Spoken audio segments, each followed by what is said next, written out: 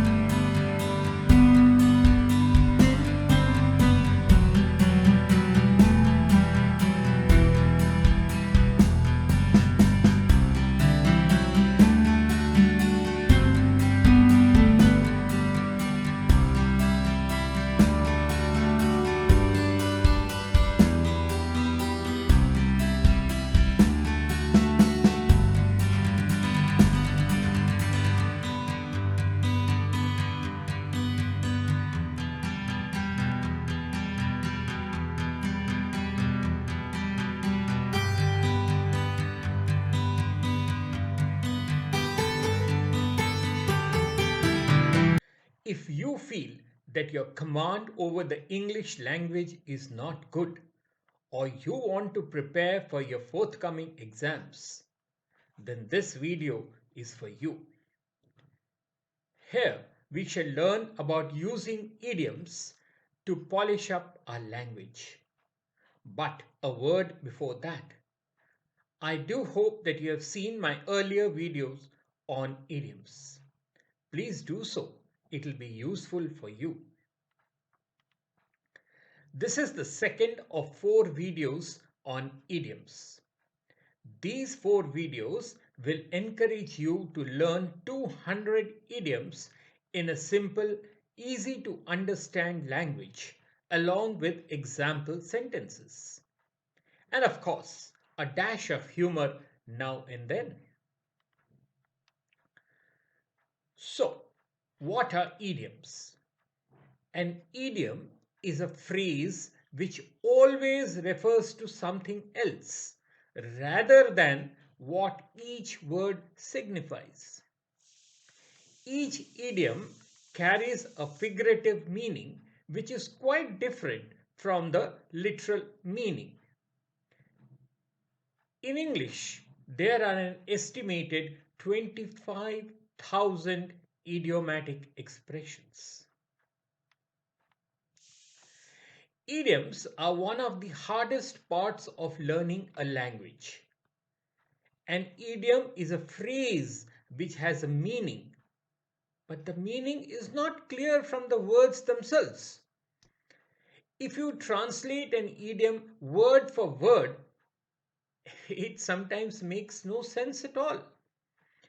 They are like puzzles, and even native speakers can get confused when someone uses a phrase that they have never heard of before. With that in mind, here are 50 common English idioms that you can use in a variety of situations. Our first idiom is speak of the devil. This is said when a person appears just after being mentioned, as if they knew you are talking about them. For example, did you hear what happened to Prabha today? Oh, speak of the devil, there she is. Another one. We were huddled together in our lunch table talking about a boss when he walked in. Well, speak of the devil. The next idiom is steal someone's thunder. This means to take credit for someone else's work or to take limelight where it is not deserved. For example, they all worked together on the project, but while submitting it, one of them stole the thunder. Another sentence. I had put in a lot of effort to produce a perfect analysis, but in the end, a colleague of mine stole my thunder. The third idiom on today's menu is taste of your own medicine. Tasting your own medicine is when you get treated the way you have been treating others. Let's see a couple of examples. Don't be rude to others. You won't like it when you get a taste of your own medicine. One more sentence. He is always late for appointments and keeps people waiting. So we decided to give him a taste of his own medicine. Fourth, our menu continues with your guess is as good as mine. This means that you basically have no idea and simply know as much or as little as the next person. Let's use it in a couple of sentences. I asked her when the shipment would arrive. She said that your guess is as good as mine. That means she also does not know. When I asked him is the, if the train would reach on time, he shrugged and said that your guess is as good as mine. Number 5.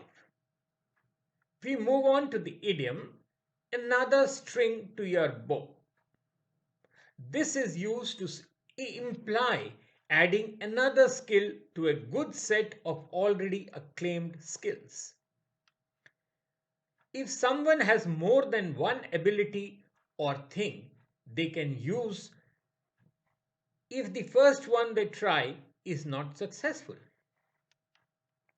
To use it in a sentence, we have she is a multi-talented woman with many strings to her bow.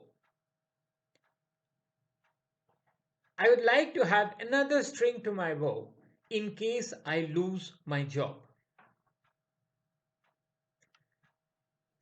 Sixth, the next idiom is look after your pennies and the pounds will look after themselves.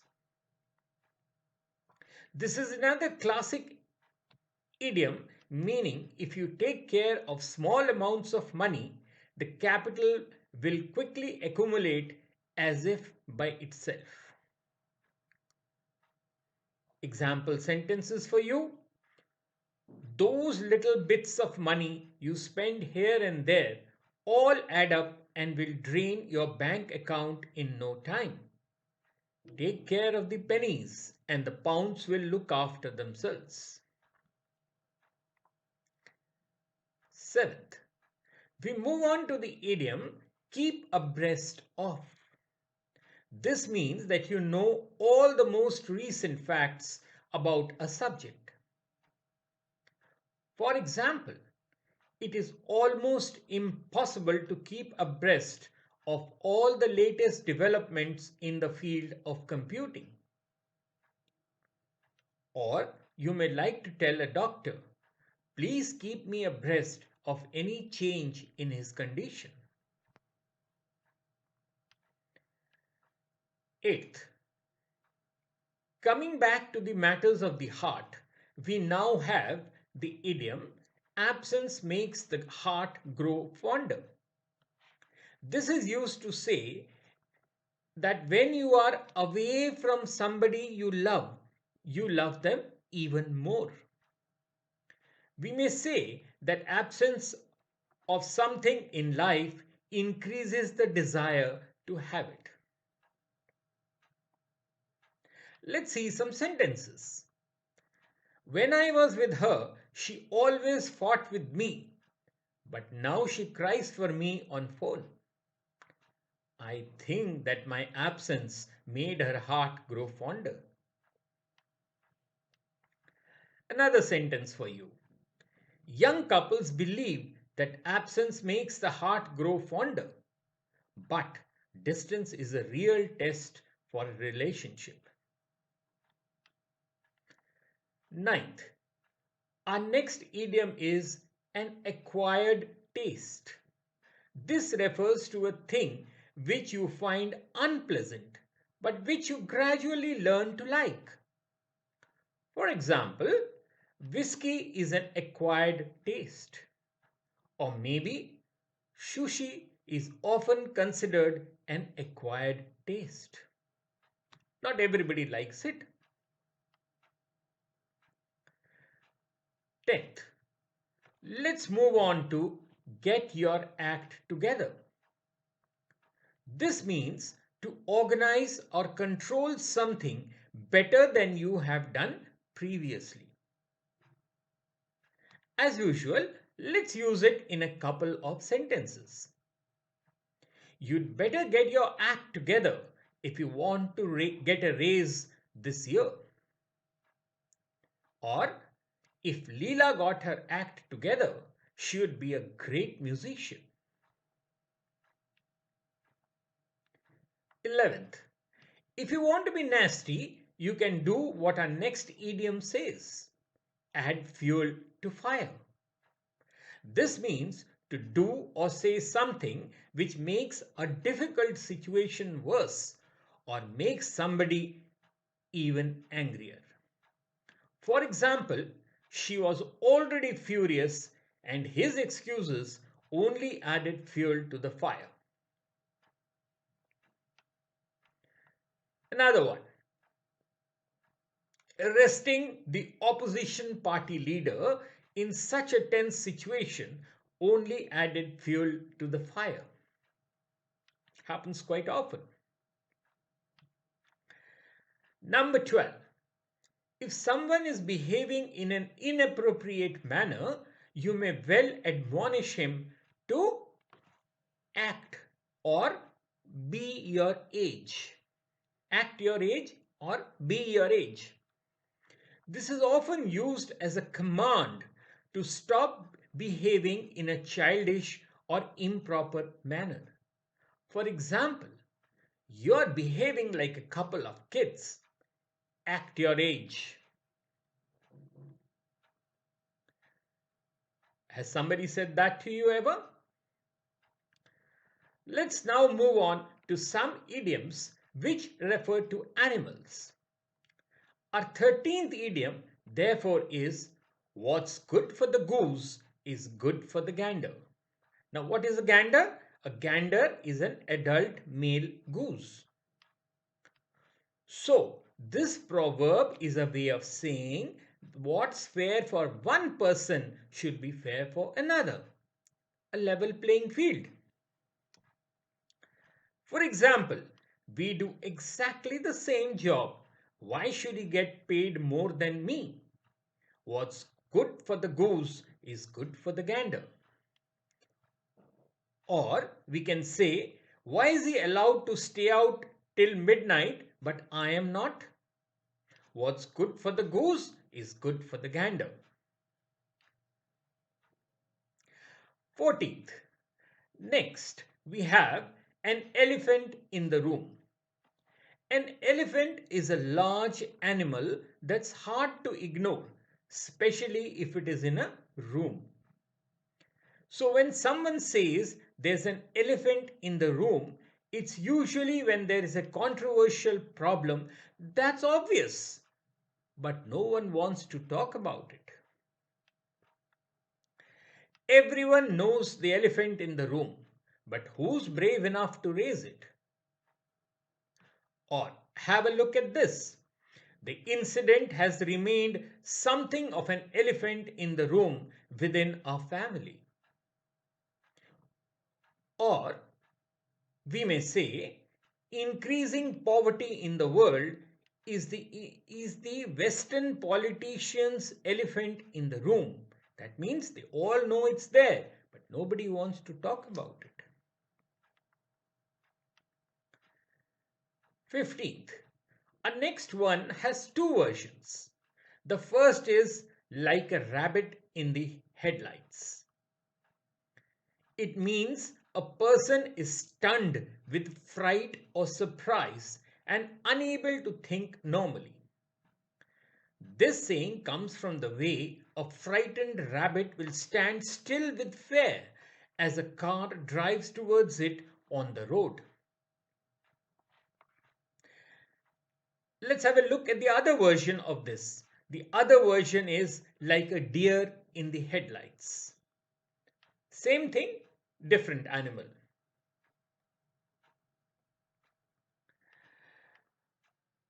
Now let's see example from both the versions. She stood there like a rabbit in the headlights when confronted with proof of her stealing. The other version can be similarly stated. He got up on the stage and stood there like a deer caught in the headlights. That means he was too nervous, he was too stunned to move in front of the people. Our 16th idiom is to let sleeping dogs lie. This can mean to refrain from upsetting a situation that is probably not perfect but is causing no problems at all.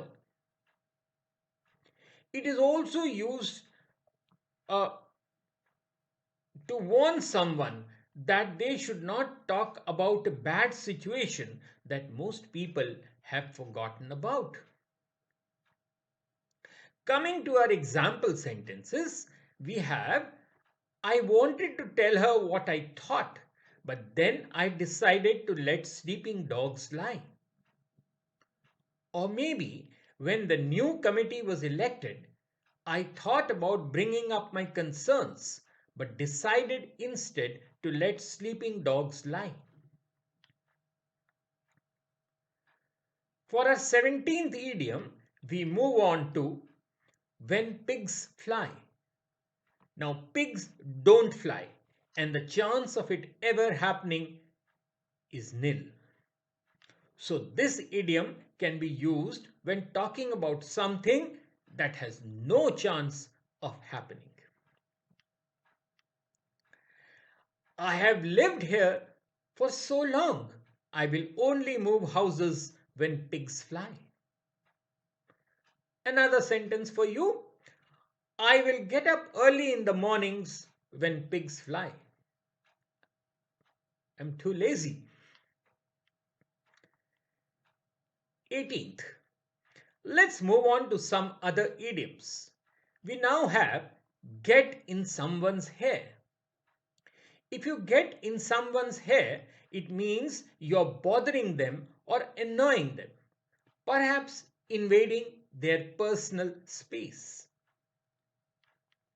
For example, Geeta was trying to prepare dinner, but her children were getting in her hair. This means that Geeta's kids were bothering her when she was cooking. If someone is bothering you, you can tell them, "Get out of my hair." Try that to someone, especially if you don't like them. Our 19th idiom is hit the ceiling.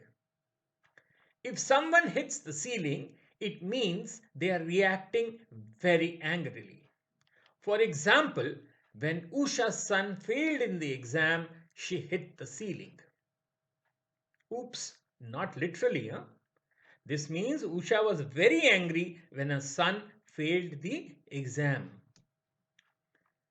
Another one would be when Sam found someone had already patented his invention, he hit the ceiling.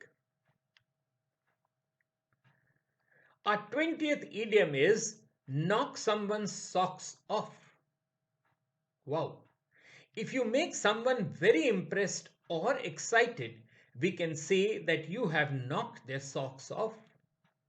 For example, you should see Joy's new car.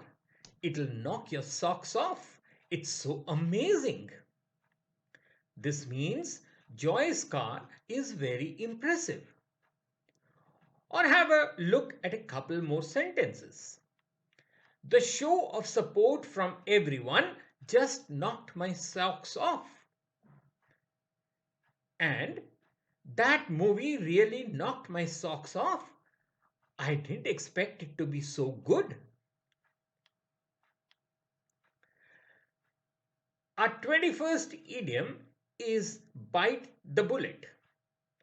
This came from a long time ago when soldiers had to endure a painful medical procedure or punishment. They would put a lead bullet in their mouth and bite on it to distract themselves from the pain. It means something very similar now, to be brave and endure something unpleasant.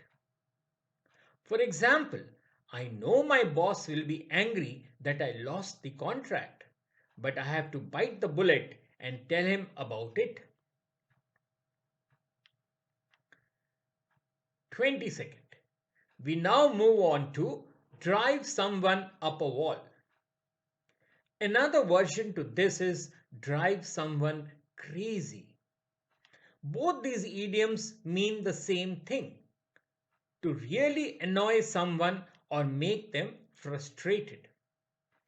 For example, Gauri is driving me up the wall with her questions. The speaker is really annoyed because she doesn't want to keep answering Gauri's questions. Let's see another one. This humid weather is driving me up the wall. Or we may say, the loud music played by my neighbors is driving me up the wall.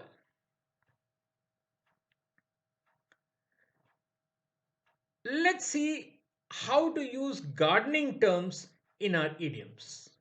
So for our 23rd idiom, we have nip in the bud. To nip something in the bud can mean to stop something at an early stage before it becomes a problem. This metaphoric expression refers to spring frost that kills flower buds. Let's see how to use this idiom. The manager told the team to identify problems early and nip them in the bud. Or maybe by arresting all the leaders, they nip the rebellion in the bud. Now, have you ever nipped anything in the bud? 24th. The next one is turn over a new leaf. If someone turns over a new leaf, it can mean that they have set out to change something in them to become a better person. We use this when talking about changing our bad habits. As usual, let's have a look at some example sentences. He gave up eating junk food and turned over a new leaf. Or she's turned over a new leaf and exercises every day now. I hope you do too. At the halfway mark of our video, we have our 25th idiom, which is an olive branch. To hold out or offer an olive branch to someone means you would like to reconcile with them. For example, it was only after one of the rivals held out an olive branch that both groups decided to stop fighting. Another one. As a gesture of reconciliation, the government is holding out an olive branch to the demonstrators. For our 26th idiom, we move on to sow the seeds. To sow the seeds can be uh, used to talk about doing something that will cause something to happen in the future. It can be good or bad. For example, she is sowing the seeds of her own downfall by her bad behavior. Or maybe look at this sentence. Opponents have succeeded in sowing the seeds of doubt in our team. Our 27th idiom is beat around the bush. To beat around the bush can mean to go about something in a roundabout way and avoid coming to the point. We can also say to beat about the bush. We use this when we talk about when someone is being long-winded. As for example, let's look at this sentence. Please answer my questions and don't beat around the bush. Or maybe don't beat around the bush, get to the point. 28th. How about a few fish related idioms now? We have a big fish in a small pond. This refers to a person who is important only within a small field or group to have a lot of influence only over a small area. As for examples, we have you should move to a smaller company so you can be a big fish in a small pond. As a big fish in a small pond, Suresh found it easy to dominate fashion photography in Zimbabwe. 29th. Kettle of fish. This can refer to matters you have to deal with. It can also refer to an awkward, difficult, or bad situation, a muddle or a mess.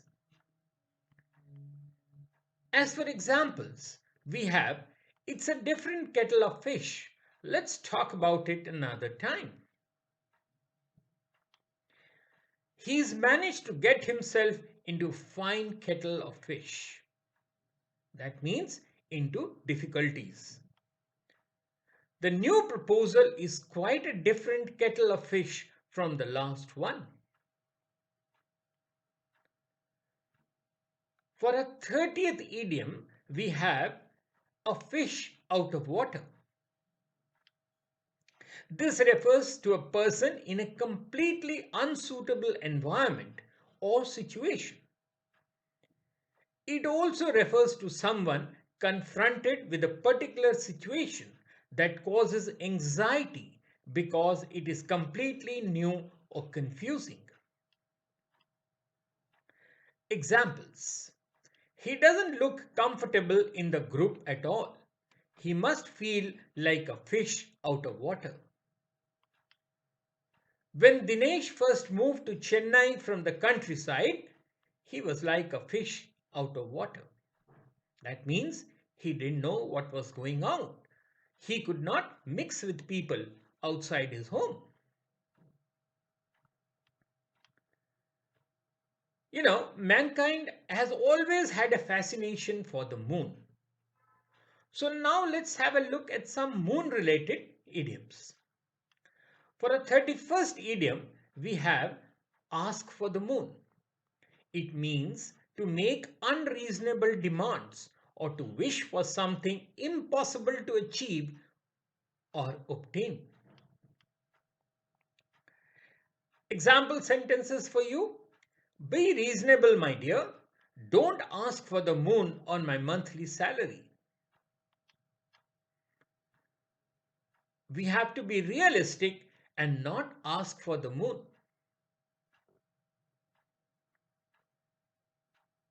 A 32nd idiom is over the moon. This means to be very happy, even delighted, often about a specific thing. For example, she was over the moon when she found that she won the first prize in the lottery. I would too. Or, Jandy got engaged today and he is over the moon. That means he is extremely happy. Usha was over the moon about her new motorbike. That means she's very excited and very happy. For a 33rd idiom, we move on to once in a blue moon. It means once in a while or very rarely. Example sentences. My son comes to see me only once in a blue moon. Although I believe in God, I visit temples only once in a blue moon. For a 34th idiom, let's have a look at promise somebody the moon. It means to say you will do way more than you can achieve.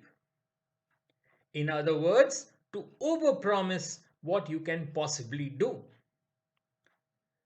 Let me give you some example sentences. Politicians promise us the moon, but they are never there when we need them. The new team promised the residents the moon, but failed to deliver on any of their promises. 35th. Besides the dog, the horse has been mankind's constant companion. Let's have a look at horse-related idioms. Now, we have a dark horse. This refers to someone who might win, but most people don't expect him to do so. As for examples, we have trade analysts even called the film as the dark horse of the year. That means nobody was expecting it to win any awards or do well on the box office. Though many people favored the bigger teams to win, the local team was a dark horse and surprised us with their dazzling performance. For a 36th idiom, we have to not look a gift horse in the mouth. Now this means that you shouldn't complain about something you get for free. It is said to advise someone not to refuse something good that is being offered. Example sentences. I know you don't like the book very much, but you should not look a gift horse in the mouth. Another one. It's not what you were hoping for, but it is the best he could afford. Be grateful and don't look a gift horse in the mouth. A 37th idiom is to put the cart before the horse. That is, to do things in the wrong order or with the wrong emphasis. For example, choosing what you are going to wear before you have been invited is like putting the cart before the horse. I think you are putting the cart before the horse by leaving your permanent job before getting a new one. Our 38th idiom is to get the hang of something. It means to learn and understand how to do something or to learn how to do something, especially when it is not simple or obvious. Let's look at the example sentences. I'll teach you how to use the software. You'll get the hang of it after a while. Or, she's finally getting the hang of driving a car. Or another one. Don't worry about getting the cake right the first time. You'll get the hang of it. I hope you also made cakes during the lockdown. 39th. To leave someone hanging means to leave the person in suspense or in a state of curiosity without providing all the information or without a resolution. Let's see some example sentences. I really wanted that job, but they left me hanging after the interview and I accepted another offer. What happened to our dinner plans for tonight? Don't leave me hanging. Another one. Don't leave me hanging, please. Can you just let me know your decision soon? Then we come to a 40th idiom, which is to hang by a thread. It means to be in danger in a very uncertain state and unlike to survive or succeed. Let's look at our example sentences. The fragile peace in Somalia was hanging by a thread as thousands took to the streets in protest. Or, during the COVID lockdown, everyone felt that their job was hanging by a thread. Now, one of our favorite animals in fairy tales has always been the bear.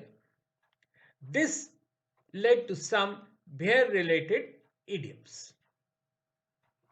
Now, for our 41st idiom, let's take a look at to bear something. This means to accept, tolerate, or endure something, especially something unpleasant. Let's understand this with a couple of sentences. The strain must have been enormous, but she bore it very well. It's your decisions. You have to bear the responsibility if things go wrong. We can also say, like it or not, we have to bear the heat in summer. We will now have a look at a 42nd idiom, which is to bring to bear. To bring something to bear can mean to bring into operation or try to persuade someone to do something by using your influence or power. For example, he brought his knowledge to bear on the situation. Or the company directors brought pressure to bear on him to resign. Another one, pressure was brought to bear on us to finish the work on time. Next, for our 43rd idiom, we have to bear in mind. This means to remember and consider other things when you are doing something. Let me clarify through sentences. Before you ask for a raise, bear in mind that the company isn't doing well financially right now.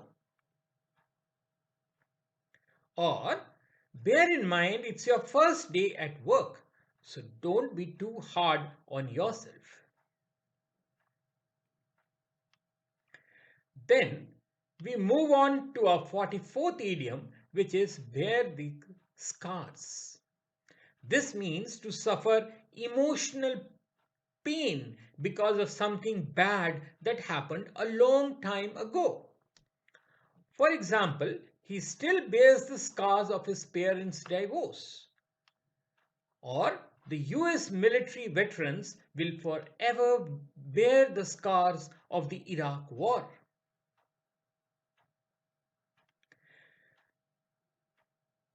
For a 45th idiom, let's look at bear fruit. It means to have a successful result after a lot of hard work. Eventually, her efforts bore fruit and she got the job she wanted. I hope your new plan bears fruit. I hope your study bears fruit in the civil services. Exercising and eating well will always bear fruit for good health. We will now study bear witness to something. It means to show that something exists or is true, or to make a statement saying that one saw or knows something. As for examples, we have his success bears witness to the value of hard work, or rising sales bear witness to the book's popularity, or he was accused of bearing false witness at the trial. Our 47th idiom is fat chance. Now, this means having little or no possibility of happening. Now, when I say fat, you may think that there are more chances, but it is exactly the opposite. That means no possibility or very little possibility. It is used to describe the impossibility of something happening with a sarcastic undertone and is mostly used as an interjection instead of part of a sentence. It's used for both purposes actually. For example, she gave me a phone number, but fat chance I'll call her. That means I'm never going to call her. Look at this traffic. Fat chance we are going to make our flight this evening. And as an interjection, we can say, do you think it'll rain this weekend? Fat chance. That means I firmly believe it'll not rain this weekend. A 48th idiom is slim chance. Now, English is really a funny language. When I say fat chance, I mean very little or no chance. But when I say slim chance, you see, unlike the fat chance idiom, this means there is some slight chance of a thing or event taking place. A very small possibility. That means slim chance means it can still take place. For example, there is a slim chance that we make it to your flight if you drive faster. Or there is a slim chance of rain this weekend. That means it just may rain this weekend.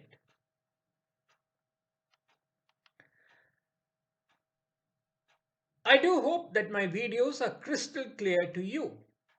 Yes, that is our 49th idiom.